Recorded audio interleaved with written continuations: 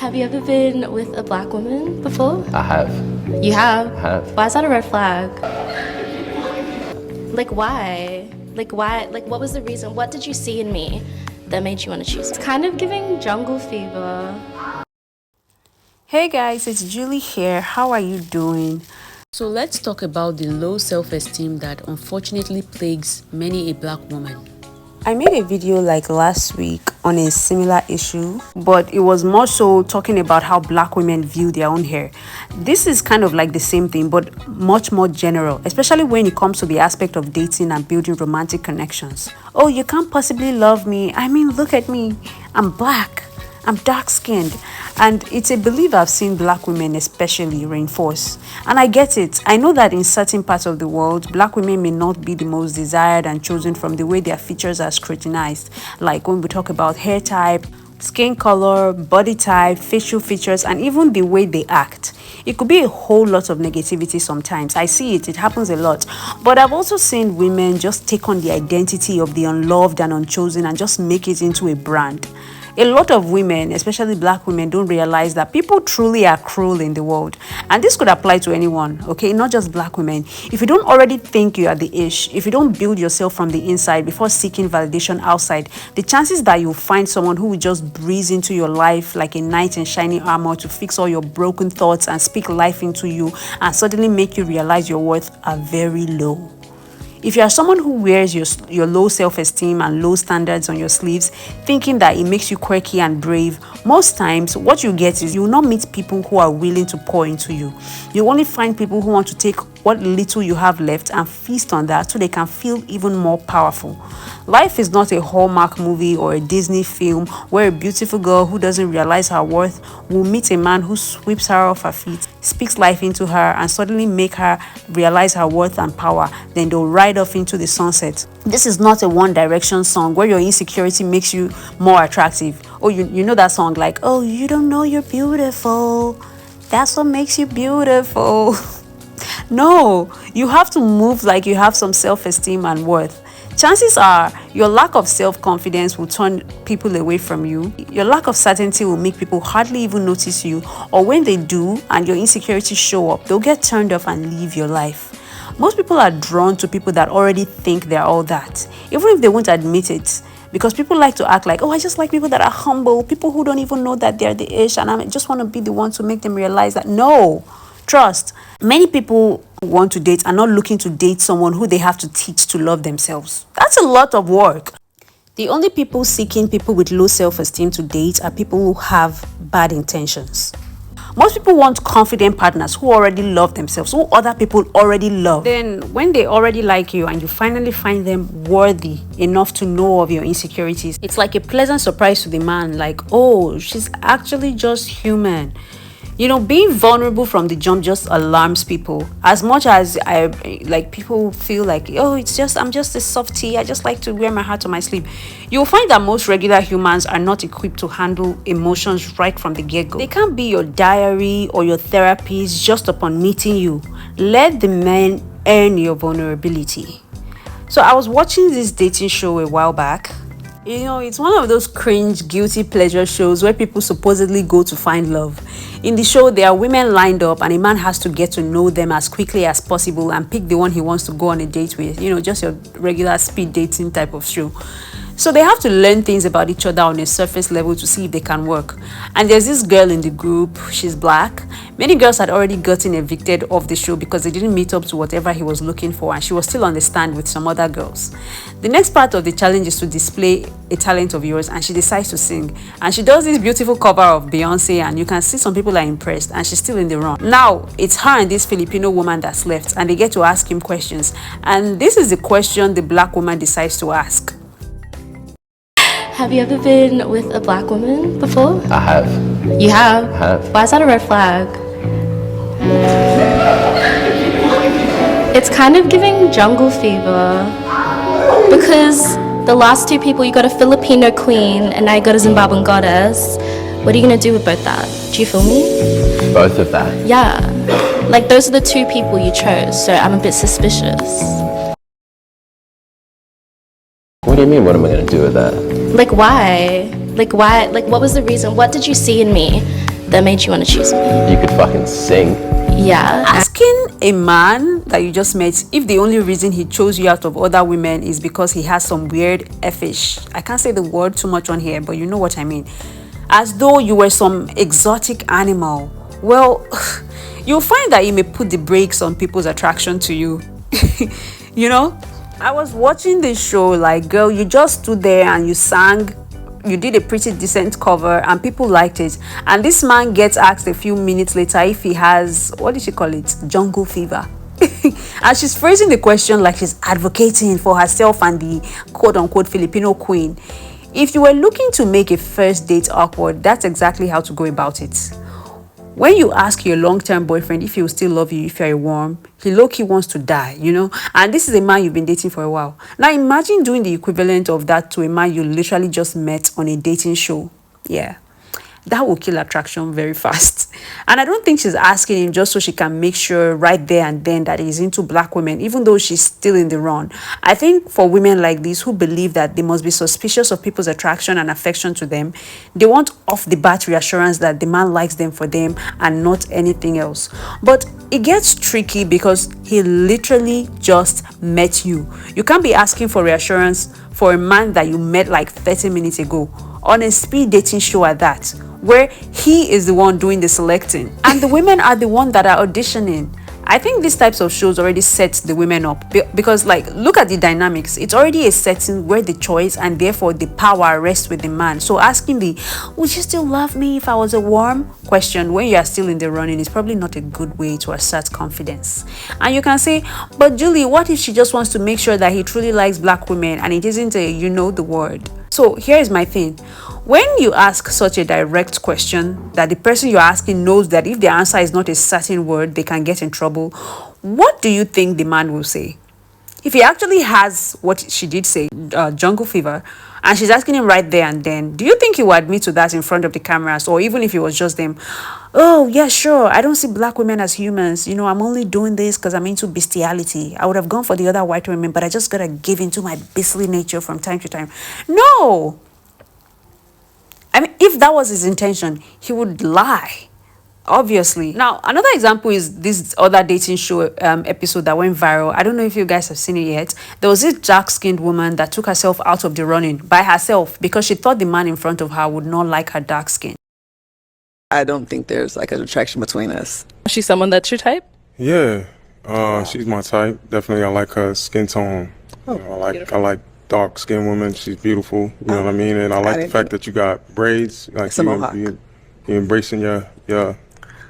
Oh, I'm shocked, and I didn't think you were attracted. Why are you shocked? I don't know. I didn't think I was his type. And it turned out that he did like dark-skinned women. And on that spot, he spoke life into her and told her that she was beautiful and definitely his type. I know that a lot of women see this as something to aspire to have, but it rarely happens, realistically. I mean, let's keep it real. This is not a good way to carry yourself, even if it is vulnerable and honest. Most people are not ready for that just right off of meeting you. And I'm glad that this worked out for her, but most times you will not meet a man who is building up your confidence. You meet a man who already expects you to have confidence, then he can add to that. You won't say, "Oh, I'm the ugliest, I'm an ogre. Why do you love me?" And he will look deep in your eyes and say, "When I look into your eyes, I don't see Shrek. I see Fiona." No, most times the constant, "Oh, I'm not good enough," will turn them off. You know, I actually went and followed up on the dating show episode because I want to know what happened after that and how they are doing. They usually have these follow-up shows where they find out if the couple are still together, and they still were at the time I watched it. I'll leave the link to the main show in the description because I can't play it here. I think they are cute together. Something that I remember from watching that episode was the story that this woman told where the guy, Habu, didn't respond to her phone calls or messages for one day, and she started crashing out and crying her eyes out because she thought he had finally left her. She was calling the host of the show, crying, panicking, and asking them to talk to the man. And it turned out that the man, her date, had just fallen asleep or something after coming back from the gym. He was still very reassuring when he was retelling the story, which I think was very important. They are very cute together. They seem to balance each other out well, and I think that they are a very good-looking couple. But I think that in situations like this, you can't always lean on your partner for all the assurance. Tomorrow, when you crash out again because he didn't reply your text fast enough, the fatigue may begin to set in for him. Like every time he has to reassure you that he's not leaving you because of your own insecurities or fears. A lot of women think, oh, I won't start loving myself till I meet someone who loves me. Then I'll learn that. Or I won't start working out till I meet a man. Only then will I start working on my body. Or I won't pursue this interest until I meet a man who I can pursue it with. And they keep waiting and waiting and waiting. These types of scenarios are not that common, where a man comes in and heals all your insecurities. In fact, I think it's dangerous to hope for that. You have to have done most of the work so that when a man comes and loves you like you deserve, you're not just waiting for the other shoe to drop. You don't go, he seems to care for me. That's suspicious. That's weird. That's suspicious. That's weird. Now, how can I ruin this? Let's accuse him of being racist or colorist. And this is not just a black woman issue. It can apply to anyone. When you're not doing the work to heal, you will continue to self-sabotage. Let's also talk about this video of a Love Island contestant. I wish I didn't have to talk about that show at all. But it kind of applies here. The reason I don't even want to talk about the show at all is because, honestly, the show seems cursed and the fans are very rabid and parasocial. Because tell me why they're still fighting and arguing with each other all around social media when the show has ended like so many months ago. Anyways, it's this video of a couple from the show. It's a black woman and a white man. They were doing an interview and this is what the contestant Olandra had to say about why people like her and Nick. That's the man's name. Why people like her and Nick together so much. You don't really see men yearning for women in this day and age. And then with him being a fair-skinned male and I'm a dark-skinned female, but seeing me being loved out loud resonated with a lot of people in my community. It's like, oh, this is beautiful. Like dark-skinned black woman being yearned for and loved out loud by someone that looks like Nick. It's like, this is beautiful. Like this is like healing the world in a sense because you don't see this often, especially not in real time.